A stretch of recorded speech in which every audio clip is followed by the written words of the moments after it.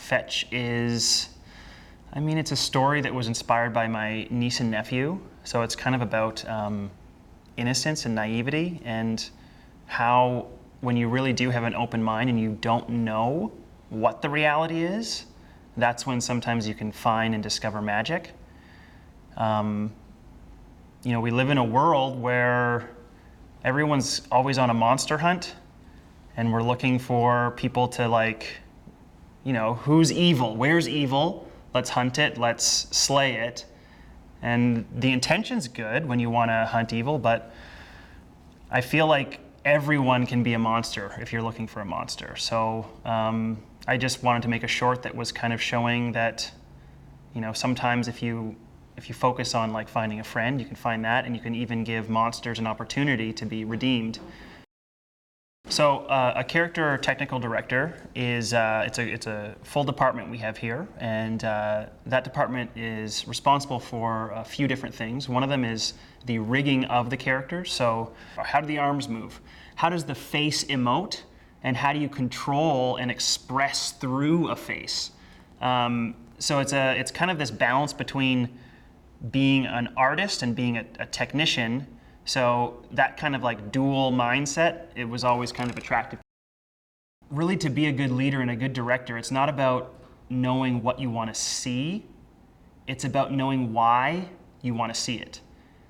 And then I could communicate the why, and then just trust in the great skill that was surrounding me to accomplish that, and be flexible enough to kind of pivot from what I thought I wanted to see to something that might actually satisfy the why better.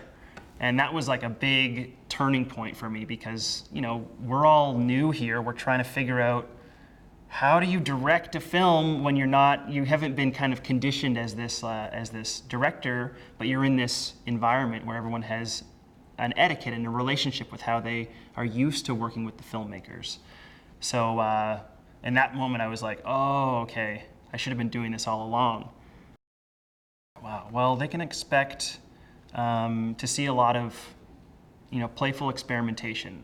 A lot of people who are stepping into this role who are trying to tell a story. We all have stories to tell. We all have something that we've experienced that we're like, oh, like, has anyone ever thought this? Has anyone ever, like, something you feel is important to say, or something that you just think would be beautiful to show.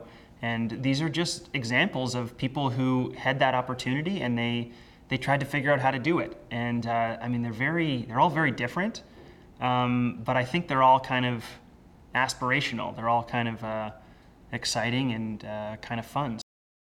For some monsters, you can't defeat them. You have to transform them by treating them as something else. Like, you know, like this little girl. She probably doesn't know, and that's why I think it's kind of like, it's inspired by my niece and nephew, because they're kind of like these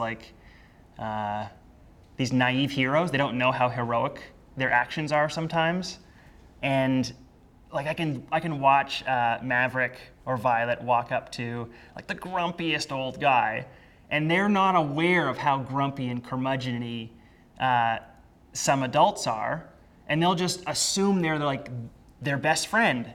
And then when they start treating them that way, you see these more like you know, hardened adults kind of rise up, and they try to be the thing that these kids see them as. And seeing that transformation, it's like, oh, how can I make a short about that? And so this is just that, except with fantasy, more scale, and I guess like heroes that get eaten.